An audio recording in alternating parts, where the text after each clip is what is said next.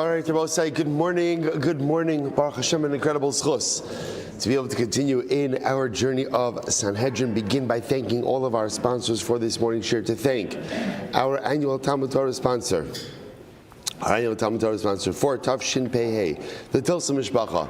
Emerged from dedicating all the Shumer Drashos this year in the schus of Besaros Tavos for Am Yisrael. Our Talmud Torah sponsors for the month of Adar, Haba Linu Latova, Terry and Steve Zinn, loving memory of Terry's father, Dr. Harry Khan, Tzvi Herschel Ben Yosef HaKohen, on the occasion of his 12th yahrzeit, and the Ziv, Levin, and Berman families in memory of Mr. William Ziv, Zev Shmuel Ben Yisrael, Zichron Livracha. We hope that in the merit of our Talmud Torah, all of the Neshama Slav and Aliyah, the families in Nechama, all of those who need a refuah Shavon together, the Kol Chol Yisrael, may HaKadosh Baruch Hu merit Hashem bring home all of our hostages, and may our holy soldiers be successful. B'chol Ma'asei Yedehem. But with that, let us begin. We have a lot to do today, Baruch Hashem.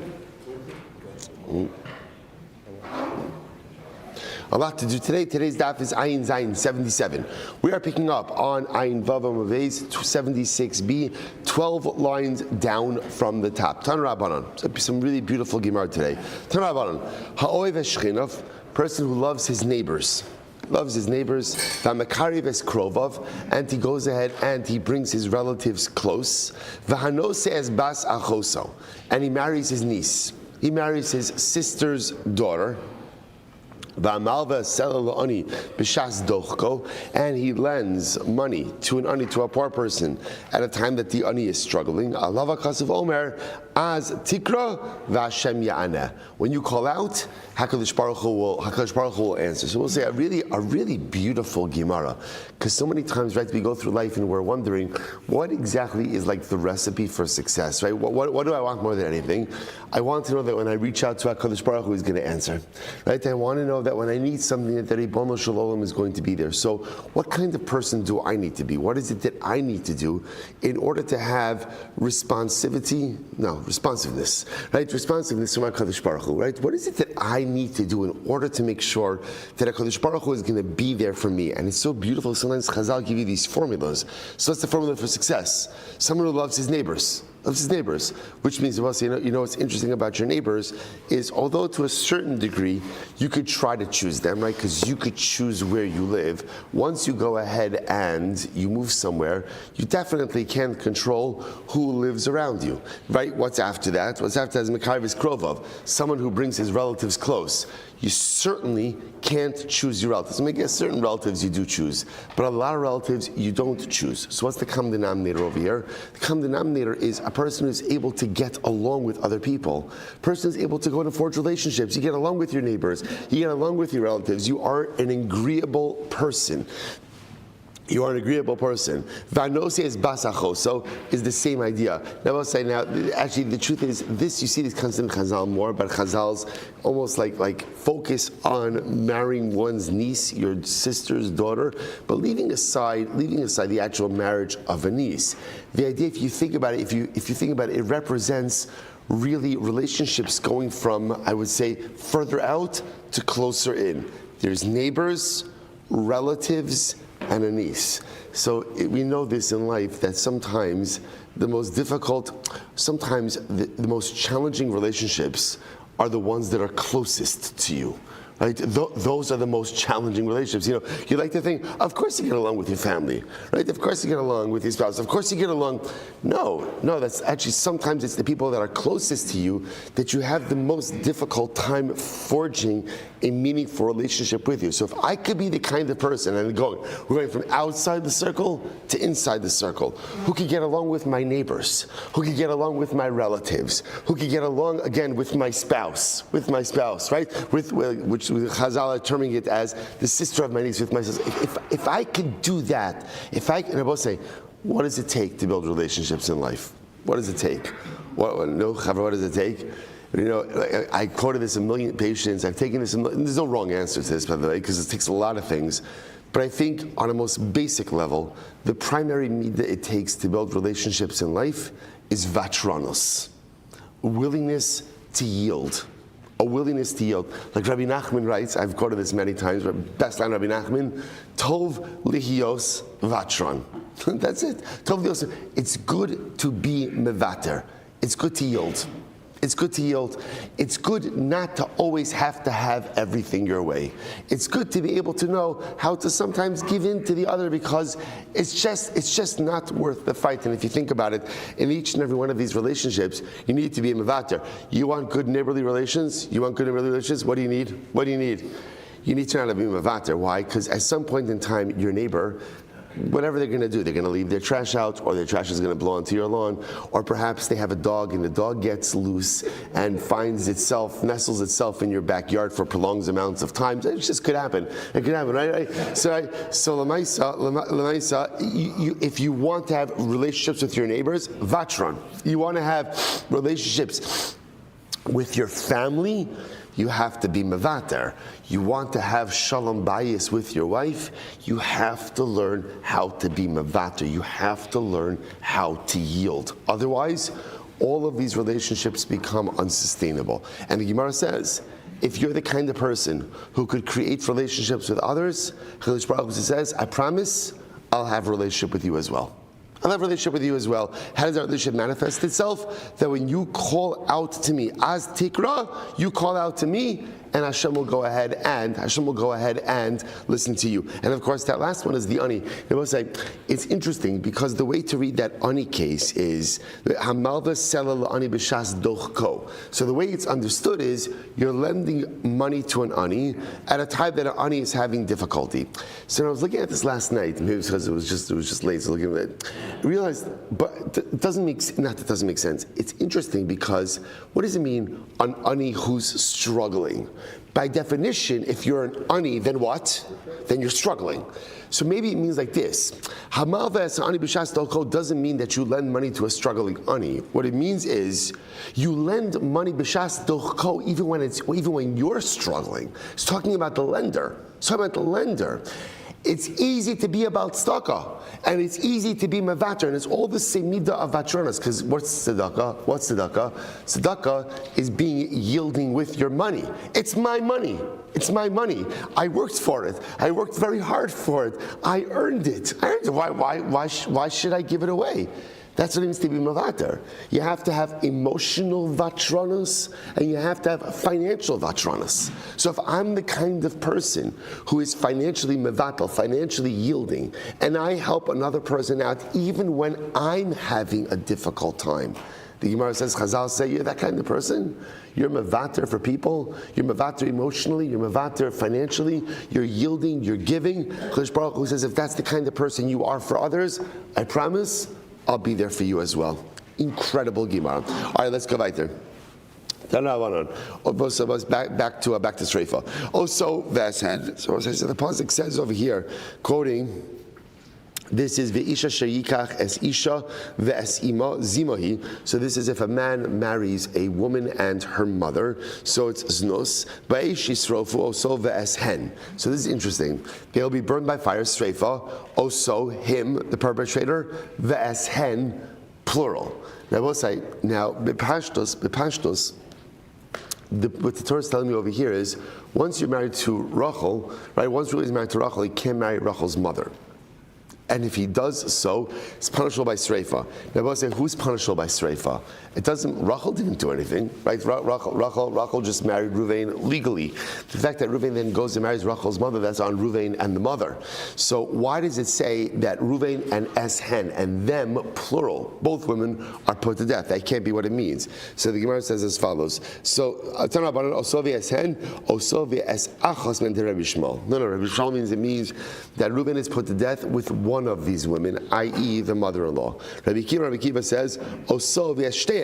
Rabbi Kiva says, no, it means him and both of them. So what's going on over here? My man, what exactly is the machlokis over here? What's the machlokis over here is how to dash in the pasuk. How so? Rabbi Shmuel Silber, Oso ve'eshen. The pasuk says, right, we say that we go ahead and we put to death Ruvain and them, plural, Oso ve'es achos mehen. It really means eshen doesn't mean both of them. Eshen means achos mehen. It's a contraction. One of them. Or one of the women.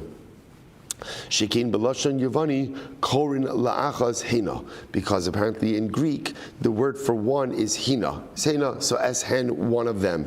Ve'em chamoso midrasha asya, and I will say this pasuk is not, and ultimately again the mother of his mother-in-law is learned that from a different drasha. Rabbi Kiva Savar osovi es hen. What does that mean? Osovi es shtehen. So it means him and both of them. What does it mean, him and both of them? Ve'em chamoso hacha ksiva. And again, Rabbi Shmuel is learning out the prohibition. Sorry, Rabbi Akiva is learning out the prohibition of mother-in-law, right? Mother-in-law's mother, thank you, mother-in-law's mother from this particular pasuk. Rava says, no, the point of contention is something else. The Machlokes of Rebbe says, what is the status of a mother-in-law after the death of the wife? So again, Ruvain's married to Rachel passed. So obviously, when Ruvain's married to Rachel, so Ruvain's mother-in-law, Rachel's mother, is prohibited to him. What happens when Rachel dies? Right? Does the mother-in-law prohibition still remain? So there was Rabbi Shmuel Silber, so Rabbi Shmuel says yes. In fact, the mother-in-law prohibition remains even after the death of the wife, to the point that the relationship is punishable by death. But Rabbi Akiva Savar Isur Baba. Rabbi Akiva, on the other hand, holds it's only an Isur. Now, when we say only an Isur, it's Asur, but it's not Sreifa. Okay, they both say that brings to a conclusion our sugya on Sreifa Shkoyach. Says the Mishnah, Velu Neharagin, onto a lighter topic. Right, so we go from Sreifa to Hereg. Hereg, remember, again, is decapitation, right? Killing someone with a sword. So Ve'elu HaNeharagin. These are the people who are put to death. Remember, the other word for Hereg is Saif, but again, classically it's called hereg, decapitation with the sword. So these are the people who are killed with the sword. Who are they? Number one, harotzeach, someone who murders someone else. Okay, number two, Anshe Ir Nidachas. Remember, Ir Nidachas is a city which worshipped Avodah Zarah. So halacha l'maisa, the city is put to death. It's killed by Saif. Rotzeach shehika esre'ehu be'even o be'barzel, or a murderer who killed someone, who killed his friend, who killed Re'ehu with a stone or with iron. V'kavash alav l'sochamayim. So we'll say these sugyas are going to get very interesting. Now, kavash also l'sochamayim means he holds his friend's head under the water.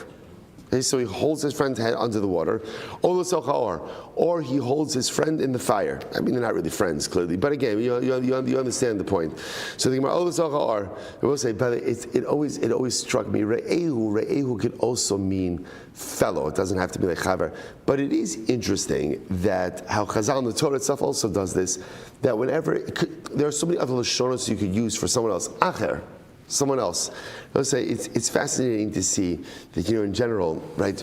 Rabbi Nachman writes that when one commits an avera, every avera always has like a twofold component to it. On one hand, there's the avera, but there's also the lost opportunity for a mitzvah. Right? In the moment that I could have been doing in the moment that I was doing the avera, I could have been doing something positive at that very same moment. So there's like this duality of loss in the commission of an avera. It's true interpersonally as well, right? For every person that I harm and for every enemy, there could have been a friend. There could have been a friend. So it's interesting to see that the Torah Dafka refers. See here, Reuven's killing Shimon. He's holding his head under the water, and the Torah calls him Re'ehu. It didn't have to be this way. So there's that duality. There's that obvious, that terrible mistreatment, but there's also the loss of perhaps what could have been a friendship. Okay, in any event, so holds him into the fire. Now we're going to see all of this, and Shimon is unable to take his head out of the water, or he's unable to get out of the fire, and therefore he dies. Chayev, ultimately again, Reuven is going to be chayev for this. That's an act of bloodshed. Another case, what happens if Reuven pushes Shimon into the water, or pushes Shimon into the fire, and ultimately again, Shimon could have gotten up. He could have gotten up, but he didn't. Umeis, and he dies. Pater. In those cases, Reuven had pater. So we'll say this is quite fascinating. Even though Reuven pushed Shimon into the water, and even though Reuven pushed Shimon into the fire, since Shimon could have gotten up but failed to do so, Reuven is not liable. If again Reuven goes ahead and incites a dog to go ahead and bite Shimon, he incites him to bite Shimon. Or she's supposed to kill as Nachash, Pater. Ultimately, again, he's Pater. Why? Because we'll say this is going to be a case of grama. This is causation. Because in these cases over here, Reuven is creating a force, but he's not the direct damager. It's the dog that is damaging. It is the snake that is damaging. Even though, again, Reuven riled it up. What happens if Reuven took a snake, right? Literally held the snake's mouth open and put the snake's fangs into Shimon. Now, interestingly enough, it's the venom that kills Shimon, not Reuven. What's the halacha over here? So the Gemara says, Rabbi Huda Mechayev. Rabbi Huda says, no, in that case, that's direct koach, and therefore Reuven is going to be chayiv. The Chachamim poacher, and the Chachamim on the other hand say that Reuven is going to be pater. All right, we'll say a lot to talk about in this sugya. Let's see the Gemara. Amar Shmuel, mipnei malo ne'emra yad bebarzal. So we'll say this is very interesting. Look at Rashi. First Rashi in the Gemara, last short line in Rashi. Lo ne'emar yad, kima shene'emar be'even yad or be'kli eitz yad. So we'll say in the sugyas where it talks about killing someone, the lashon of the pasuk is if Reuven kills Shimon be'even yad. Even yad. Now, what that means is literally it could mean a stone that he's holding in his hand. But what we really mean to understand is over yad means that you have the ability to kill someone with that evan. In other words, the halacha is we're going to see that in order to be liable for going ahead and killing someone, halacha l'maisa, the item that you kill the person with has to be capable of delivering a death blow.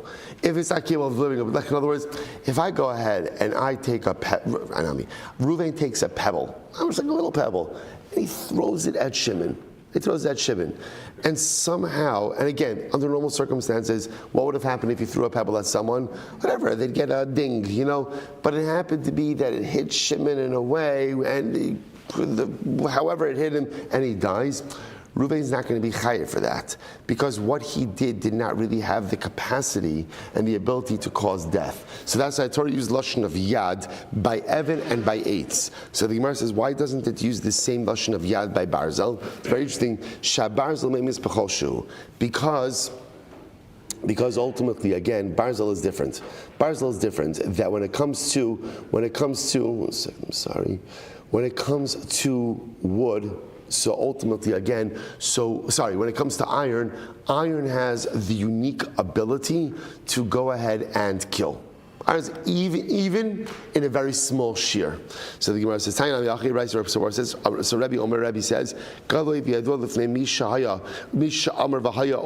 so it was known before HaKadosh Baruch Hu, that iron has the ability to kill in even the smallest amount. Therefore, lefichach lo nitna Torah bo shir. Therefore, the Torah didn't give a shir. Now, what's unique about iron? So Rashi points out over here, shabar zolem mispechoshu. It's the third wide line on the bottom. Aidei triva shetochev lo ma'at beveshet obelibo. That because iron could stab. So because iron can stab, therefore even the smallest amount of iron has the ability to cause death. Therefore the Torah doesn't use the lashon of yad.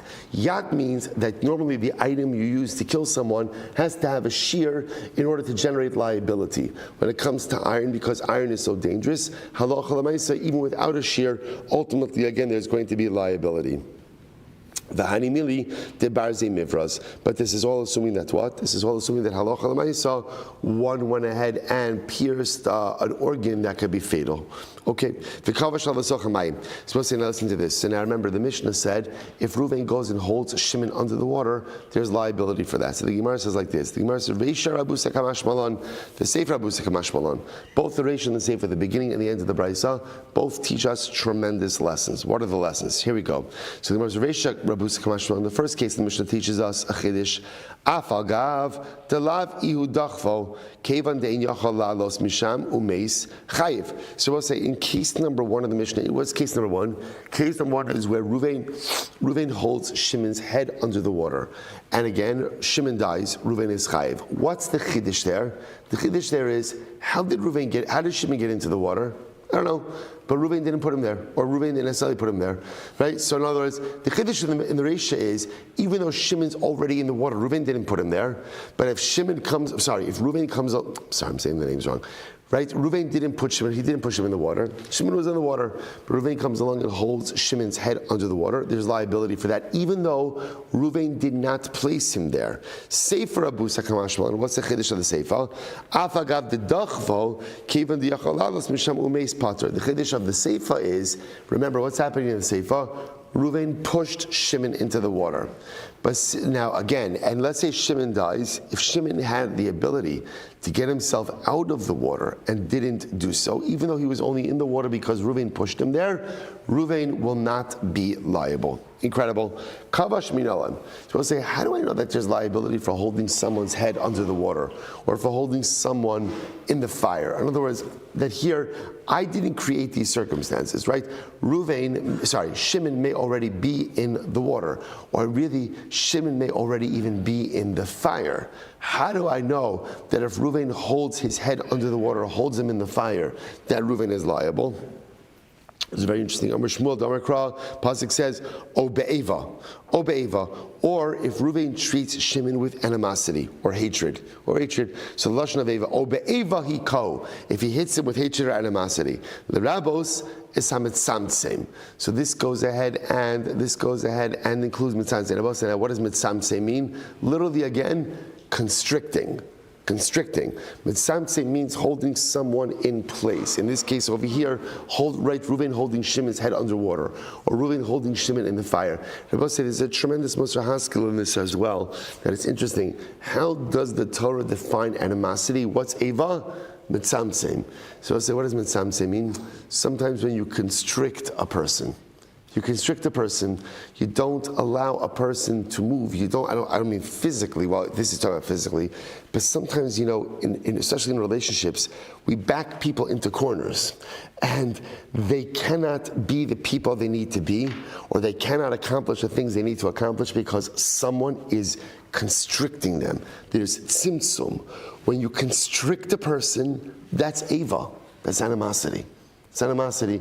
So much of life and so much of relationships is allowing people to be who they need to be without trying to make them in our own image. In relationships, there is a natural Yetzer Hara, whether it's in parenting or whether it's in marriage, to make other people in your image, right? I need my kids to look like this, to be like this. I need my spouse to be like this. Well, that's not what relationships are about. Relationships are not about making someone else in your image. Relationships are about forming and creating beautiful synergistic partnerships so that you can accomplish more as a collective than you can accomplish as an individual. And when you're mitzamtzem someone, when you constrict someone, the Gemara says that's Eva. That's animosity. Incredible. Hau Gavra. Story. There was a guy, so Reuven had Shimon's animal, and what did Reuven do? Reuven tied up Shimon's animal so that it couldn't move and left it in the sun. And as a result, the animal died. Heat exposure, the animal died. So what's the halacha? Ravina Mechayev. Ravina said that the guy was potter, right? We'll call him Reuven. Rav Acha Barav said he was potter. Okay, so what's going on over here? Ravina Mechayev. So Ravina says, of course he's chayev. Why? When it comes to murder or an accidental murder, is not the same thing as an intentional one. And extenuating circumstances is not the same thing as premeditated. Yet, right? So we know that when it comes to murder, right? Even though again, accidental killing is not the same thing as intentional. Ones is not the same thing as ratzon. Yet Rabbi say, what's the halacha if you keep a person in place? If Reuven keeps Shimon's head under the water, what's the halacha? He's chayiv. So too again, Ravina wants to suggest that halacha l'maisa in this case over here, where Reuven tied up Shimon's animal, so that Shimon's animal cannot move out of the sun and died as a result of heat exposure, Reuven is going to be chayiv. So top of Ayin Zayin, Nezikin, sha'asaban shogi kamezid va'onis kiratzon.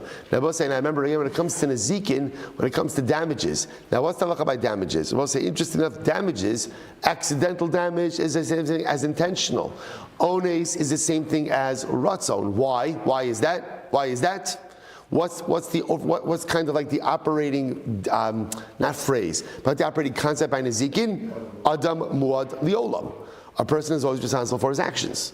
So when it comes to damages, to say, oh, I'm so sorry, there was an accident. Okay, I forgive you, pay up. right? Oh, it was an ones, extenuating circumstances. I understand.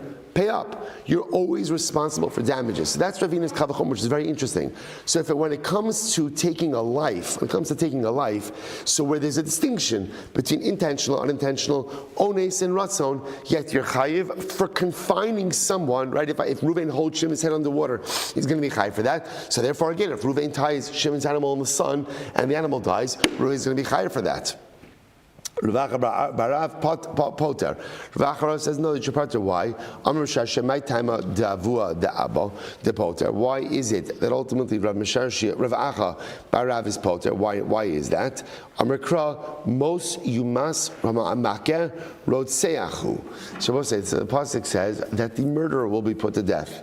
So ultimately,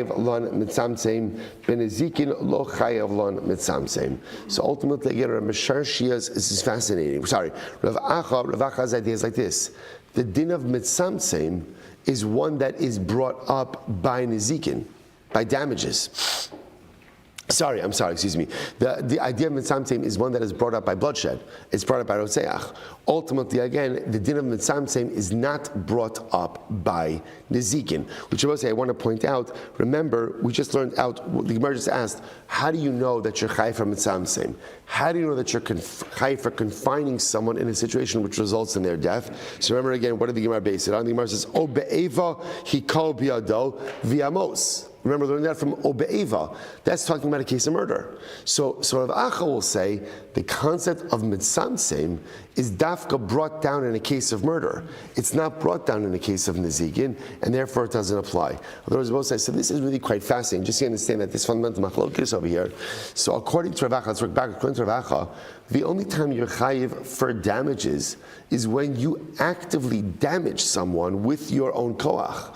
But if, let's say, again, in this case, where Reuven takes Shimon's animal, ties it up in the sun, and the animal can't move and the animal dies, Rav Acha is going to say, you're not chayiv for that. It's not good. It's not good. Right? We don't. Obviously, the halacha doesn't condone it, but there's no legal recourse that Shimon has under those circumstances. So fundamental machlokes. So again, Ravina understands that the din of mitzamtzem applies both by bloodshed as well as by nezikin. Rav Acha, it only applies by bloodshed, doesn't apply by nezikin. Incredible. Amar Rava, another example. I will say now, I'll tell you this as we go along. So halacha l'maisa, the Rambam Paskin is like Ravina, that we hold that mitzamtzem is chayiv both by bloodshed and by nezikin. So therefore, again, if Reuven ties up Shimon's animal in the sun in a way that the animal is going to die of heat exposure, and the animal dies of heat exposure, ultimately Reuven's chayiv. Now, we have a couple of other pieces we're going to have to qualify over the rest of this stuff, but just understand, nugget number one, we paskin like, well, it's not number one, we've had a lot of nuggets so far, but nugget number whatever, right, we paskin like Ravina.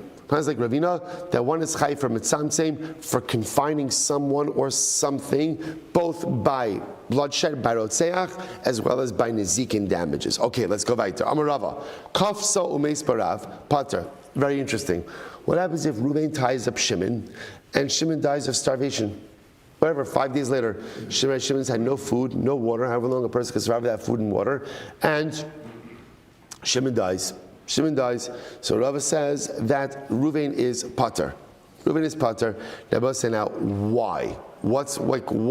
Which sounds very strange to us. What's the logic of that? Take a look at Rashi. Rashi's in the first short line. Kafso meis parav. De bishar shekafso ein kan dvar hariga. Va'arav ba me'elav. V'holich v'chazak la'achar zman kol shah.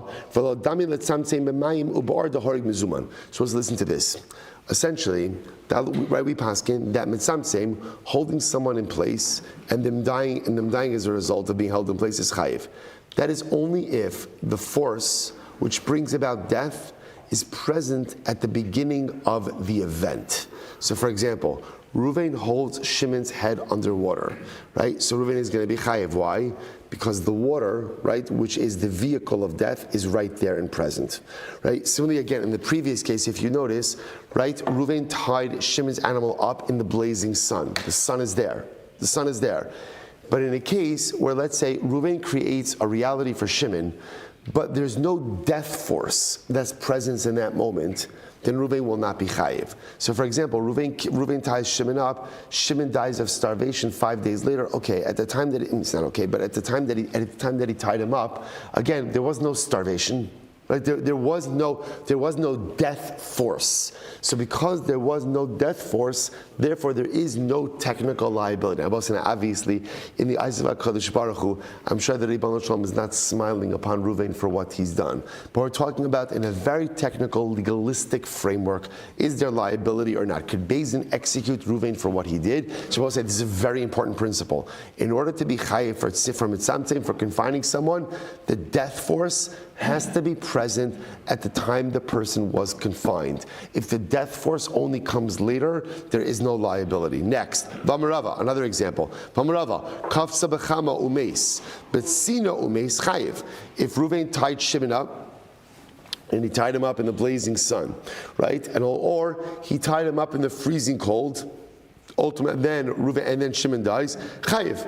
Ultimately, again, so Reuven is going to be chayiv. But on the other hand, sof chama lavo, sof tzina lavo. Let's say Reuven ties Shimon up at night, and at night it's fine. There's no sun. But when the sun comes up the next morning, by the time it gets to midday, Shimon's going to die of heat exposure. So Reuven's pater. Why? Same idea. Why?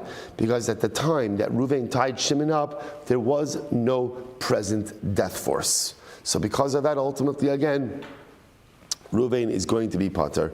Good. Sof chama lavo, sof tzina lavo, pater. Incredible. So the Gemara says, Rava says, kafsa lifnei ari. So this is very interesting. If Reuven tied Shimon up in front of a lion, pater. That's quite fascinating. Reuven is pater. They will say now, why is that exactly? Take a look at Rashi. Rashi is right across. Kafsa lifnei ari pater. Di'i nami lo haya kafos, lo haya yachal lahatza atzal min ari. Now we'll say, we do not pass him this way, but this is fascinating. Why? Because I will say, clinical tests have shown that your chances of survival with a lion, whether you're bound or not bound, are non-existent, right? Rava says your chances of survival are no better if you're untied with a lion than if you're tied up with a lion. So therefore, it's interesting. So Rava says, if Reuven puts. And I will say, and the idea over here is we're going to see this, that Lamaisa, remember again, with a wild animal, we saw this in the Mishnah, about Shisa Basachel inciting the dog. Those cases seem a lot more like grama, like causation, because it's not Reuven killing Shimon, but rather what is it? It's the lion killing Shimon. So the fact that Reuven went ahead and tied Shimon up, okay, his chances would have been no better had he been untied. So Halacha Lamaisa, he's part. And it also happens to be, we're going to see that Rambam Paskins, in a case like that, you're actually chayiv. But again, we'll see it for later. Rava says, Kazach the Ari Pater, Lifnei Yitushin chayiv. So this is very interesting. If Reuven ties Shimon up with Yitushin, what are Yitushin? Yitushin are gnats. So I guess a person could die as a result of prolonged gnat stinging. Some maybe disease, maybe whatever else, reaction. So the Maaseh will say, what's the idea over here? Is because if Reuven was untied, what could he do? Right? Rashi points out he could shoo it away. The fact that he's tied up now, that ultimately again results in his death. So as Rashi says, Afilu lifnei yitushin nami part. Rashi says no, even with yitushin, even with gnats, he's still going to be pater. Why? Hani azli v'hani asu. Because the gnats that he dies from are not the gnats that are present at the time that he's tied up. Once again, the death force is not present. How does it work with the gnats? This gnat chevra comes, this gnat chevra goes, right? So again, who causes it? It's the collective gnat chevra that goes ahead and causes his death. But again, the death force is not present at the time that he is tied up. Incredible. So we'll say, so again, nugget of information over here, same idea as before. In order to be chayiv for mitzamtzim, so now we've established number one, you're chayiv for mitzamtzim both by nezikin or by misa, by rotzeach, as well as by nezikin. Nugget number two, you're only chayiv for mitzamtzim if the death force is present at the time that you tied up the individual. Incredible. So let's go weiter. Says the Gemara, Itmar, kafal of gigis, this is very interesting, upar of ma'azifa. If let's say Reuven took a barrel and he put the barrel over Shimon, right? Not put Shimon over the barrel, right? But he went ahead and he put the barrel over Shimon. Now Rashi says over here, actually right across to the right, Kaf alav gigis umeis bahavla. And ultimately, again, now apparently the issue with going ahead and putting a barrel over someone is they suffocate. Over time, they will suffocate. So the Gemara says, Kavalei kigigis upar la maziva, or Shimon sleeping. And what does Ruvain do? Ruvain goes ahead and opens up a piece of the ceiling so that frigid cold air comes in while Shimon's sleeping and ultimately kills him. Rashi says over here, good. So he opens up the ceiling and cold air comes in. So what's the halacha? Ultimately, again, Rabbi Zera, Chad Amar Chayiv, v'Chad Amar Pater. So machlokes, Rav and Rabbi Zera, one says Chayiv, one says Pater. What's going on over here? Tistaim de Ravu de Amar Pater. So I will say Bepashtos, Rava is the one who says Pater. Why? Because what did Rava say before? Damar Rava, Kafso Umeis Berav Pater. Remember, Rabbi say Rava was the one who just said that if Ruvain ties Shimon up and Shimon later dies of starvation, that Ruvain is Pater. Why? Because the death force wasn't present at the time of the tying up. So again, Bipashtus in these cases as well. When Ruvain goes ahead and puts the barrel over Shimon, again, right now there's air. Or when he opens up the ceiling, right now there's a draft. But Lamaisa, again, one could make the argument that maybe the death force is not present, and therefore again you would be pater in this case as well. Tushimar says not necessarily. Tistayim Rabbi Zera, maybe not. Maybe this price is actually Rabbi Zera. How so? The Gemara says, Tistayim Rabbi Zera, he Damar Pater. Maybe it's Rabbi Zera holds that you're Pater. Why? What Rabbi Zera? Say, Damar Rabbi Zera, listen to this. Hai man da'ayli lechavre bebeisa deshisha. If someone takes his friend, right? Ruvain takes his friend into a house made of marble. Now I will say now, again, the chap over here is Rashi says, beisa deshisha, shesasum biyoser ve'ein heval ha'or v'haner yacholot seis mimenu. A house that is made of marble could be made airtight. So Ruvain puts Shimon in an airtight home. Va'adlik shraga umeis, and then he goes ahead and he lights a candle, right? And Shimon dies. What's the halacha? Chayiv. Ruvain's going to be chayiv. I was saying this is fascinating. Now, why is that? Why is he going to be chayiv? By lighting the candle, what does Ruvain do? What is Ruvain doing? He's taking up all the oxygen. Right? So because he's taking up all the oxygen, therefore he is responsible for the death of Shimon. Now the Gemara says, time of the Aleph Shraga. Now the only reason he's chayiv is because he actively lit the candle. What you can infer from this is, had he not lit the candle, but he just put Shimon in an airtight home, then Allah I say would not be chayiv. Right? Why? Because the death force wasn't present at the time that he confined him. To which the Gemara says, time of the Aleph Shraga. The reason why Reuven is chayiv is because he lit a candle. Halo Aleph Shraga lo. If he would not have lit the candle, he would not be chayiv. So it could very well be that our Bryce reflects the view of Rabbi Zera, to which the Gemara says not necessarily. Amri, Shasam, I'm sorry, lo Amri. The Gemara says it's not necessarily comparable. I'll tell you why. Hasam, in the case ultimately, again, in the case over here, below struggle of maskil havla, in the case of the airtight home, the issue of Yerabosai is apparently the kindling of the candle goes ahead and somehow also taints the air.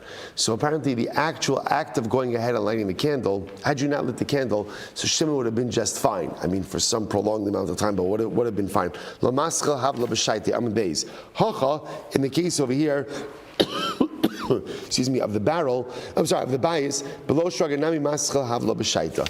Suppose I say, interestingly enough, the Gemara says, so the cases are not really comparable. Hasam below struggle of maschavla, without the candle, the putrid air would not have started at the right time. But but over here, below struggle nami maschavla b'shaita.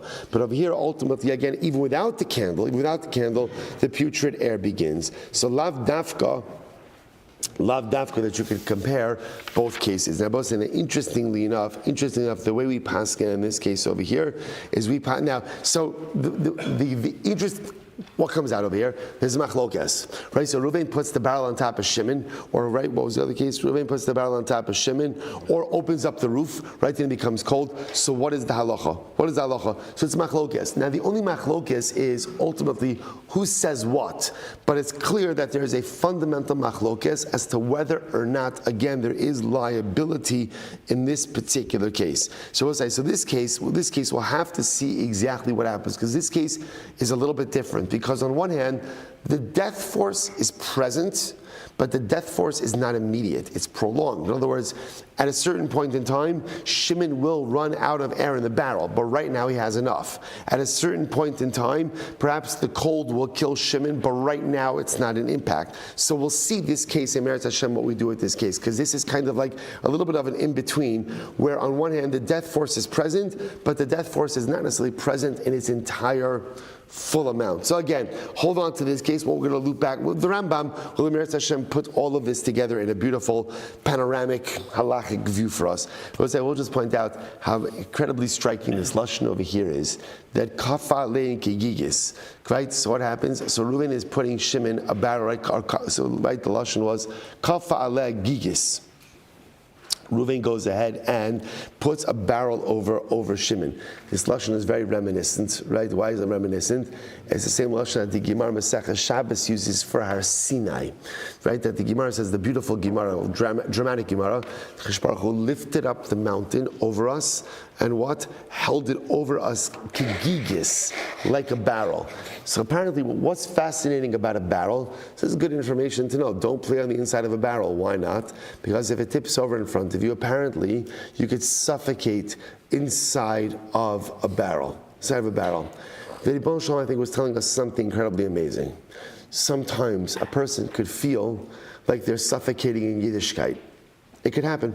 It could happen that a person feels overwhelmed, ultimately, again, by the responsibilities, overwhelmed by the realities that sit upon our shoulders. And sometimes the gigis of Torah could ultimately feel overwhelming. It's almost as if HaKadosh Baruch Hu is validating that emotion. So we all have moments like this where I know what I have to do, or I know what I should be doing, but the reality is it feels very overwhelming for me. It feels very overwhelming, and it feels incredibly suffocating. And the Rebbe Shalom is saying, I get it, I understand it. Yeah, at times it could be beautiful, and at times it could be inspiring, and at times it could actually be suffocating. That's the end of the Vart. That's the end of the Vart. They will say, sometimes when someone is struggling with something, there's a great phrase called toxic positivity. Right? What's toxic positivity? Toxic positivity, and we all know people like this, where when you're struggling with something, you go over to them. What do they say? What do they say to you? It's going to be okay. It's going to be okay. You're going to be fine. And what's often your reaction to that person? I literally want to kill you with my own hands, right? Like, be quiet. Be quiet. I know it's going to be okay. I know it's going to be okay. I got it. I'm not right. I've been around. I know I'm not going to. I'm going to be fine. But that's not what I want from you right now. Don't tell me it's going to be okay in your sweet, calm mama. It's going to be okay. You're so strong. You're going to be fine. Shut up. Right? I know. I understand. I got it. Right? I got it. Sometimes what a person needs when they're going through a difficult time is just some empathy. It's just some validation. That's all. Don't tell. I know it's going to be okay. I know I'll make it through. I know I'm strong. I'll remain standing. But just validate what it is I'm going through. That's all. Just tell me I understand. Just tell me it must be really hard. Or I'm so sorry that you're in this predicament. Or is there something that I can do to help? Don't tell me it's going to be okay. And the most of the godless over here is that where do we learn this out? Where do we learn that toxic positivity is truly toxic? And sometimes the best thing you can do for someone is just good old empathy and just be there for them. It's Kadosh Baruch Hu. Kava and Hakigigis. Kadosh Baruch Hu says, I got it. This Torah thing, this Yiddishkeit thing, it's big. It's big. And I got it. Sometimes it can feel like it's suffocating. That's it. But you can do it, right? But you'll be great. No, I got it. Just know I'm right here along with you. Just know that at the end of the day, I'm the one, HaKadosh Baruch Hu says, I'm the one who's holding the barrel. It's not someone else holding the barrel. I, HaKadosh Baruch Hu, am holding the barrel. So because I'm holding the barrel, we got this together. But I certainly understand that at times, your responsibilities may feel profoundly overwhelming. All right, let's go weiter. Says the Gemara. Amar Rava, Tachva Labar is a very interesting case. Tachva Labar, the Sulam Babar. Listen to this. Reuven pushes Shimon into a pit. And what happens? But there was a ladder in the pit. So remember again, just to understand what's happening over here. Now, interestingly enough, remember a pit also has a hevel, right? A pit, we've seen this before. We've seen this like in our Baba Kama days, right? That a pit has some type of like noxious fumes inside of it also. So clearly, if Shimon stays in the pit, he's going to die. The good news is there's a ladder. But what happens? Uba achar v'silko, or what happens? Now, so just understand the timeline of events. Reuven pushes Shimon into a pit, but the pit has a ladder. What happened? Now someone else came along. Uba achar v'silko. Someone else came along and removed the ladder. Okay. Afilu hu kadam v'silko. Maybe even Reuven himself came along and took out the ladder. Pater. Ultimately, Reuven is pater. Why is Reuven pater? Now, what's saying the chap over here is, as long as at the time that Reuven pushed Shimon, there was a ladder. As long as it was there at the time of the pushing, then what? Then remember again, this was not an act that could have caused the death of Shimon. So just to even illustrate this in the most traumatic way, imagine for a moment, Reuven standing with Shimon at the edge of the pit, the ladder is there. Reuven pushes Shimon. Before Shimon hits the ground of the pit, Reuven takes out the ladder. Reuven's still not going to be chayiv. Why? Because everything is determined by the moment of the pushing, right? Because that was the act. And since at the moment that Reuven pushed Shimon, the ladder was present, therefore this was not an act that could have caused bloodshed. Because again, Lamaisa, the ladder was there. It wasn't, obviously, again, we're talking about the fact that Reuven will not be technically liable. Obviously, Reuven's a bad guy. He's a bad guy, right? And things catch up with bad people. Rashi says over here, Kadam v'silko, Kadam nifilaso shalzeh, but idna d'shadje yachal lalosu, u'patra al d'chiyah, mishum siluk lamatzes d'chiyuve, tigrama ba'almahu. So I'll say, this is fascinating. Since at the time that Reuven pushed Shimon, the ladder was there, even though Reuven himself then took the ladder out before Shimon hit the ground, ultimately, again, Reuven is not going to be chayiv. Incredible. So Rava says, similar idea, Zarak chetz utris biyado. Let's say Reuven shot an arrow at Shimon. But good news, Shimon had a shield. Uba achar v'natlo, but someone that after Reuven shot the arrow, someone came and took the shield. Afiluhu kadav v'natlo, or even if Reuven himself took the shield, pater. Reuven's going to be pater. Why? For Vesel, there was, in other words, remember, everything is determined at the moment that Reuven shot the arrow. And at the moment that Reuven shot the arrow, what was the mitzias? What was the mitzias? Shimon could not be harmed by the arrow. So therefore, this act of shooting the arrow was not an act which could cause bloodshed. Because it couldn't cause bloodshed, therefore again, Reuven's not going to be chayiv. Even if, again, let's say Reuven's lightning fast, he shoots the arrow, and somehow right after he shoots the arrow, he goes and he grabs Shimon's shield. So that now the arrow kills Shimon. Reuven's going to be pater, because at the time that he killed Shimon, the arrow could not have killed Shimon. Incredible. So the Gemara says as follows. Another case. Good. Amrava, Zarak Chetz, listen to this. Let's say Reuven shot an arrow at Shimon, V'samon biyado. But it's okay, because Shimon had the remedy for an arrow. In other words, I guess the arrow could have pierced him, but he had a bandage, he had an antiseptic, whatever he needed in order to bandage up the wound, and he would have been just fine. Okay? Uba acharo pizran. So after the arrow was shot, someone else came along and stole his medication. Afiluhu kadam pizran, or Reuven himself came and stole the medication. Pater, ultimately Reuven is going to be pater. Why? We'll say it's all the same theme. In order to be chai for bloodshed, it has to be that at the time of the act, the death force was present. But if at the time of the act the death force was not present, so again, the ladder was in the pit, right? The shield was in the hands of Shimon. Shimon had the remedy for an arrow piercing. Even though it was subsequently removed after he was thrown into the pit or after he released the arrow, or after he went ahead and shot the arrow, and even if Reuven himself removed it, still going to be pater. Why? Because at the time of the act was not capable of causing the death of Shimon. Incredible. Amar Rav Ashi says, "Hilchach afilu samana b'shuk." The truth is, even if let's say Shimon didn't have the remedy in his hand, but the remedy was readily available in the marketplace, right? So therefore, again, even in that kind of case, it's clear that Reuven's act was not one which could have caused bloodshed. What happens if halacha l'maisa at the time that Reuven shot the arrow, Shimon didn't have the medicinal remedy, but then after he shot the arrow, Shimon came upon the medicinal remedy. What's the halacha? Amrle harei yatsa mi beis din zakai. In that case, ultimately, again, Reuven is not going to be chayiv. Interestingly enough, this is interesting because in this case over here, remember, at the time that Reuven shot the arrow, Shimon did not have the remedy. He didn't have the remedy, but since halacha l'maisa, he did get the remedy before Reuven was brought to din Torah. So therefore, halacha l'maisa, Reuven would not be chayav. So we have to stop over here for today. There's much more. Again, we're just throwing out all of these cases right now. Miras Hashem, tomorrow's daf will really consolidate this into a comprehensive framework. Incredible Gemara. Shkayach, everyone.